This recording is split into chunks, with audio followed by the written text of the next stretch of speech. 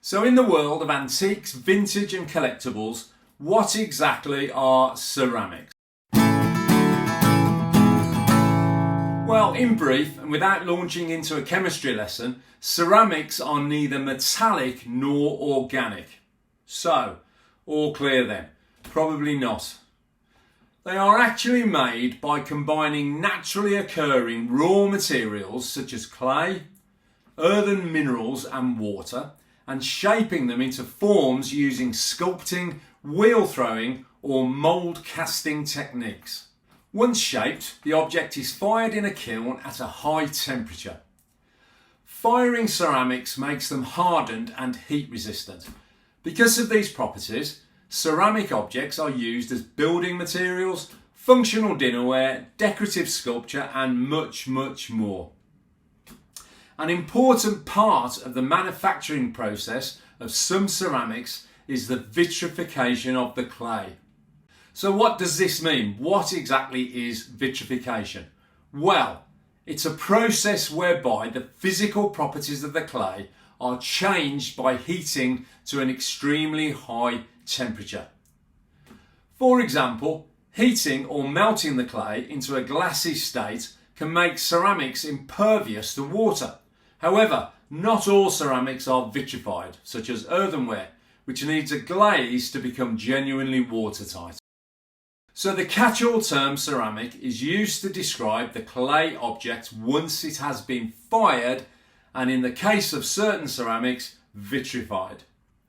There are four main types of ceramics that collectors and dealers are interested in. Number 1, earthenware and terracotta. Number 2, stoneware.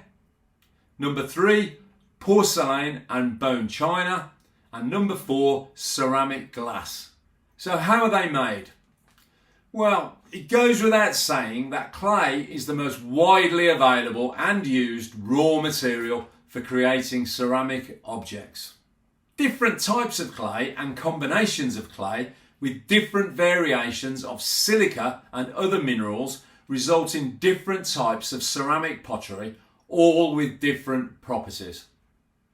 However, in general, the majority of ceramics are hard, wear resistant, brittle, thermal insulators, electrical insulators, non-magnetic and oxidation resistant. But as dealers and collectors, that's not really why we collect or deal in ceramics, is it?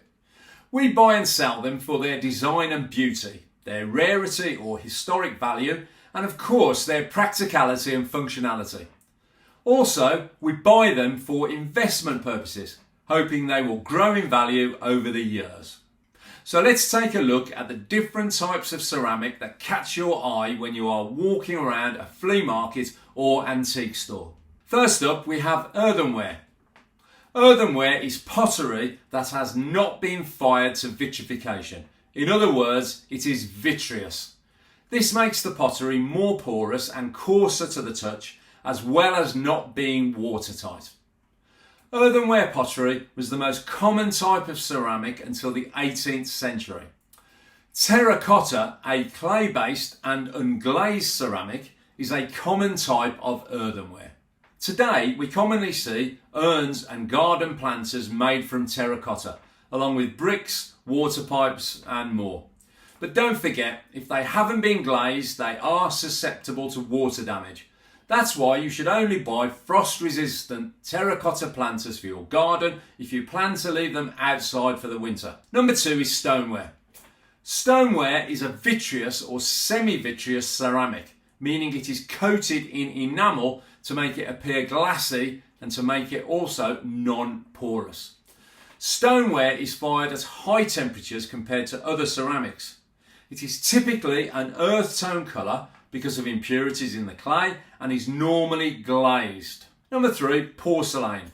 Porcelain ceramics are made by heating materials, generally kaolin clay, in a kiln to temperatures between 2200 and 2600 degrees Fahrenheit. Porcelain is very heat resistant and strong compared to other types of ceramics. This is because of the vitrification process, that's easy for me to say, when fired. Common types of porcelain ceramics are crockery, bathroom and kitchen tiles, and decorative sculptures. Next on the list is bone china, also known as fine china. It's a type of porcelain that is known for its translucency, high strength and chip resistance. It is made in part from bone ash, hence its name, and a type of silicate mineral clay called kaolin, and was developed by English ceramicist Josiah Spode around 1800. Because it is such a strong material, bone china ceramics can be shaped into thinner forms than porcelain, hence being known as fine china. It is vitrified, but is translucent due to differing mineral properties compared to porcelain and other ceramics. Finally on my list is ceramic glass, which is a mechanically strong and versatile material. It can sustain vast temperature changes and is not porous, making it ideal material for common cookware such as Pyrex. So I also think to understand ceramics, you should know a bit of history about them. Ceramics have been with us for a very long time and in many ways have played their part not only in making our lives easier through their practical uses and applications, but also in the evolution of our society through their use in spiritual settings, such as religious icons in places of worship. As far as I'm aware, and please correct me in the comments below if I'm wrong, the oldest known ceramics that have been found date back to at least 25,000 BC. Uncovered in Czechoslovakia by archaeologists, these ceramics were made in the form of animal and human figures. They were made from a mixture of animal fat, bone ash and clay, and were fired in ground kilns at low temperatures around 1000 degrees Fahrenheit, or simply dried in the sun to harden. Maybe they are religious artifacts, or I guess they could purely be decorative. Who knows without a time machine? The first examples of functional ceramic vessels are believed to be around or from around 9000 BC and were likely used to store food, grain and water. This was also around the time that small farming communities became more common in Asia, the Middle East and Europe. So this does clearly demonstrate, to me anyway, the importance of ceramics in our cultural and social development. So enough of the history lesson. The burning question is, what ceramics should I be looking out for when I am out sourcing stock for resale or starting a collection? If I listed every type of collectible ceramic, this video would be 3 weeks long, so I'm not going to do that. Equally, I am not going to focus on the rarest and most valuable ceramics in the world, where the chance of you finding an example is about the same as winning the lottery. My beginners list gives you a very brief, basic rundown of what is collectible in 2022, in my opinion, and has some current value. However, one caveat before I give you my list: all collectibles come into and go out of fashion. So these examples I'm going to show you are relevant to 2022 and may not hold their value over the coming years, who knows. Part of being a successful dealer or collector is keeping a close eye on the market, doing your research and, most important of all, buying and selling at the right time. As a wise man once said, if it was easy, everyone would be doing it. The fact is, it isn't easy. The value of ceramic collectibles can go up and down, and you do have to put the time and effort in to keep up with the current trends and market values. Take my word for that. So here is my personal hit list of general vintage ceramics to keep your eyes open for in 2022 when you are out and about treasure hunting. I haven't included ancient, traditional, antique or Chinese ceramics in my list, as they are highly specialist areas meriting videos of their own. But I have focused on affordable vintage UK and European ceramics that are currently on trend, can still be found if you look hard enough, have a resale value and are not out of our reach, that's me and you, price-wise. However, a word of warning if you are thinking of buying and selling ceramics. Firstly, they are difficult to package and ship due to their fragile nature, and you may find insuring them difficult. Secondly, there are, believe it or not, unscrupulous buyers out there who will purchase your item specifically to replace a damaged piece in their own collection. Claim your item was broken upon receipt and demand their money back by returning their damaged piece to you whilst keeping your item for themselves. Buyers like this are few and far between, to be honest, but it does happen, so be advised. Finally, most ceramics collectors are quite rightly fussy to the extreme when they buy an item to add to their collection. So you absolutely have to accurately describe any damage or faults with your item in your listing, otherwise you will have an unhappy buyer, returns and negative feedback left on your account. Again, be advised.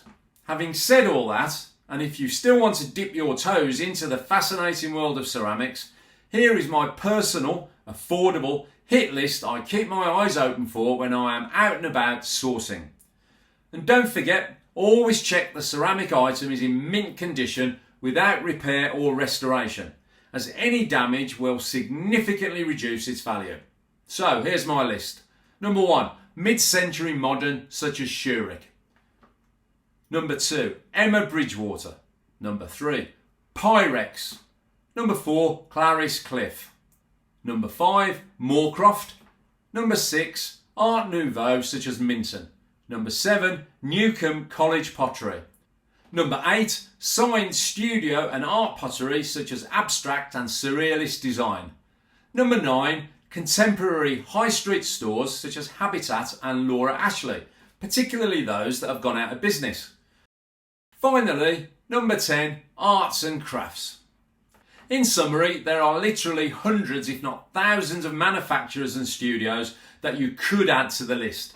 So do your own research and evaluation of the market, but hopefully my short and very basic list might inspire you to get out there and hunt through those boxes of ceramics at flea markets and antique shops, especially looking for those collectible items. You never know what you're going to find. No doubt I've missed a host of obvious well-known manufacturers such as Meissen, Dresden, Beswick or Beswick and the Staffordshire potteries that we know so well. And also you will have your own list of valuable and collectible ceramics to add to the conversation. So please leave your suggestions in the comments below. If you have found this video useful, please like, comment, subscribe and most importantly share this film to help grow our little community. It's the only way we're going to get more subscribers to help support us. As ever, if you are a new subscriber, let me know where in the world you are from. Take care, stay safe and I'll see you next time.